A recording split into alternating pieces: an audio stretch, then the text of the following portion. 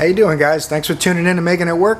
I'm Jimmy if it's your first time here. If it's not your first time here, I appreciate you coming back. I'm gonna do a little tool haul this video. It's about files. If you like to file things, or you don't like to file things, sometimes things need to be filed whether you like it or not. So I had to pick up some files. That's what we're gonna show you today. Let's get to it.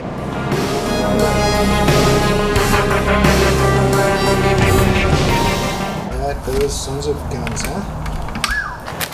Alright, guys. I've been using my SnapOn Files forever.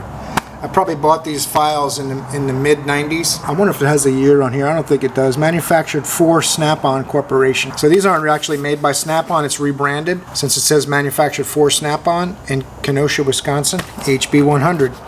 They're mini files. They're pretty small.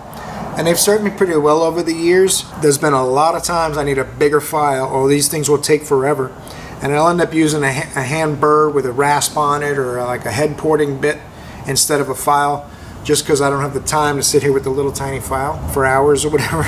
So I had to buy a better file set, something I could use more often. So the other day on the Gearwrench truck, my guy Dale, he had these Gearwrench files. And I thought they looked pretty interesting. It almost looks like a Mayu product. It's hard to say for sure. The part number on them is 82820. It's a 4-piece, a normal size file set for what we do in the shop on a daily basis. You almost always need a file for something or another. These are made in Taiwan for Gearwrench. Tri-lobe ergonomic handle, strength and comfort. Dual material handle actually too. It's rubber and plastic for good grip. I'm hoping they don't delaminate like a lot of tools I have that have rubber and plastic grips. I don't really like that too much. I was a little concerned about it. Ta-da!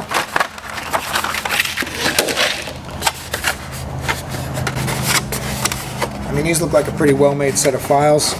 I definitely wasn't going to go the high dollar route for something like this, because it's something that you tend to beat up.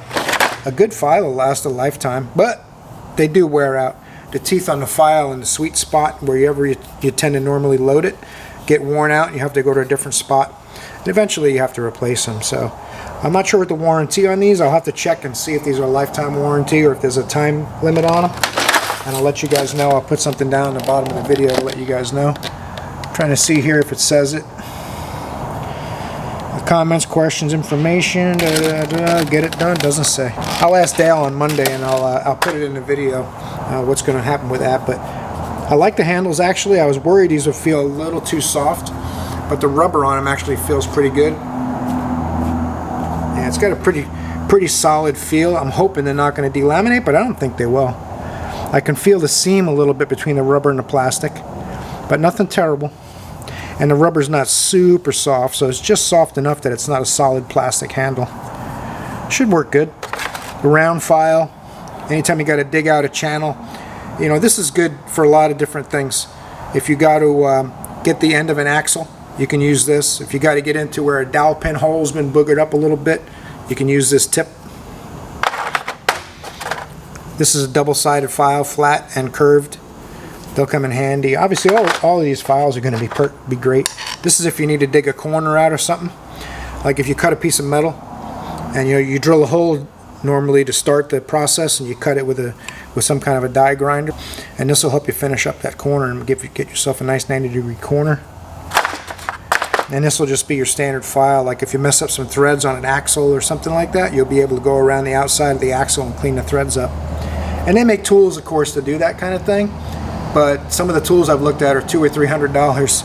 So this file set was much less expensive than I believe it was $70 I paid for this file set. And I will verify that, and I'll put that down at the bottom of the video on the screen right there. You'll be able to see what this file set actually costs. I want to say it was $70 or $72. So that'll serve me well. This little Snap-on set, and like it works in a pinch, but I just found I was wasting so much time. And the Snap-on set was so expensive, I said, all right, let me just go with the Gearwrench. And like always, I'm going to try these out and see how they last, and I'll let you guys know. We'll keep you posted. Let's put you back up here. All right, guys. Hope you like those files as much as I do. I think they're pretty cool. It's definitely going to fill a niche for me because I had no large files. I've been using those little files, like I said, forever. So I'm hoping this big file set, when I do need a file in a pinch, I'm hoping it's going to save me some time in the shop, get things done a little bit quicker. That's what it's all about when you're on flat rate. You're trying to save time, right? And I'll keep you guys posted. If the files hold up, I'll let you know. If the files don't hold up, I'll let you know, or if I have problems. My only real concern with them is the handles. I mean, luckily they feel, I never even felt them on the truck before I bought them, but luckily the rubber portion of it feels quite a bit firmer than I was thinking it might, so that's good. They should last a while. We'll see what happens, and I'll let you guys know. Thanks for watching the video. You guys are awesome. I'll see you in the next video.